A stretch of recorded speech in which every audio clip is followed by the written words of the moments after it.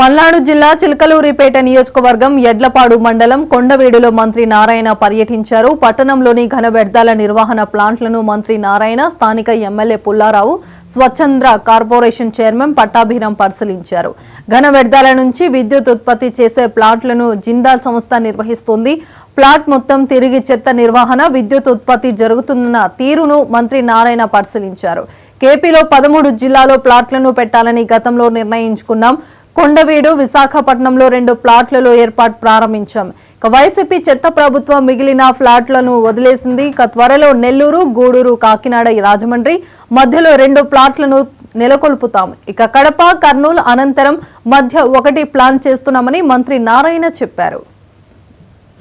ఉమ్మడి జిల్లాలో 13 జిల్లాల 13 ప్లాంట్లు పెట్టమని వెంటనే టెండర్లు కాల్ఫార్ చేశాం.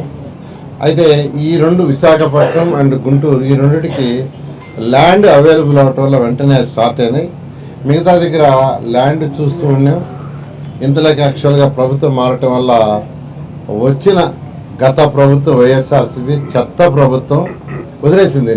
ఈరోజు ఇక్కడ పెట్టిన ఈ ప్లాంట్ల వల్ల, ఈరోజు గుంటూరులో పెట్టిన ఈ ప్లాంట్ తీసుకుంటే ఈ ప్లాంట్ వల్ల విజయవాడ, గుంటూరు, మంగళగిరి, తాడేపల్లి, తెనాలి, బాపట్ల, నరసరావుపేట, చిలకలూరుపేట, సత్తినపల్లి ఈ మున్సిపాలిటీలో వచ్చే సాలిడ్ వేస్ట్ అంతా ఈ ప్లాంట్కి వస్తుంది. బర్న్ అయిపోతుంది. బర్న్ అయిపోయి మళ్ళీ ఎలక్ట్రిసిటీ ప్రొడ్యూస్ అవుతుంది. ఏదైనా మిగిలితే అది యాష్ రూపంలో వస్తుంది. దాంతో బ్రిక్స్ చేస్తున్నారు. ఇలా ఇన్ని మున్సిపాలిటీస్ నుంచి ఈరోజు చెత్త మొత్తం తీసుకొచ్చేస్తున్నారు సాలిడ్ వేస్ట్.